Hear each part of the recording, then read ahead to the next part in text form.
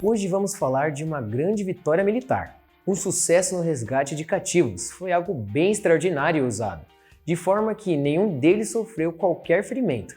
Vozes de comemoração se ouviam por todos os lados, porque as crianças e as esposas sequestradas estavam de volta, e aqueles que tinham queimado suas casas estavam derrotados.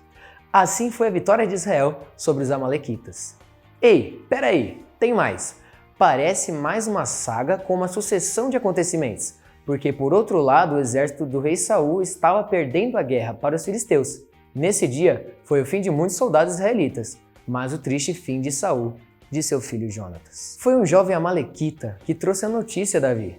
Trouxe a coroa e a braçadeira de Saul e, mentindo, afirmou que tinha sido ele quem pusera fim à vida de Saul. Esperava ser honrado por isso, mas estava muitíssimo equivocado. Davi ficou tão enraivecido que ordenou na mesma hora a morte do jovem estrangeiro, por ter matado o ungido do Senhor.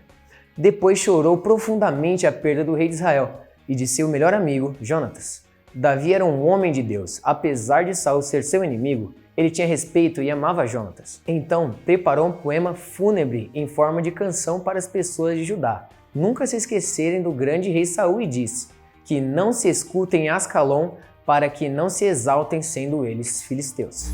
Quando ouviram a notícia, Davi e seus homens rasgaram as vestes, lamentaram, choraram e jejuaram o dia todo por Saul e seu filho Jonatas, pelo exército do Senhor e pela nação de Israel, pois naquele dia muitos haviam morrido pela espada.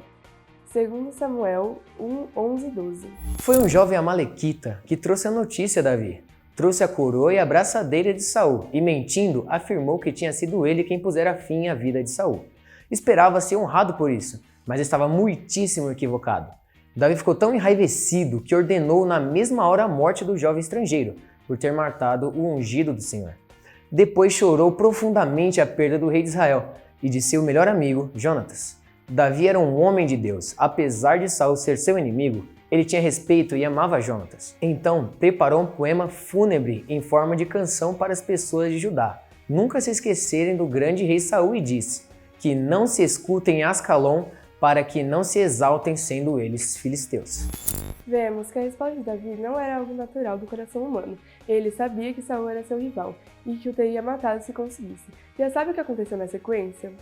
Davi sentiu profunda tristeza, porque não queria que o mal acontecesse para Saul.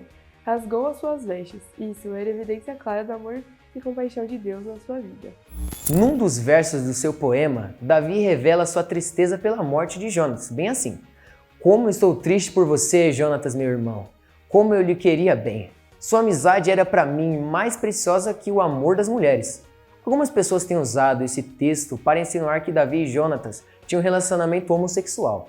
Não era nada disso.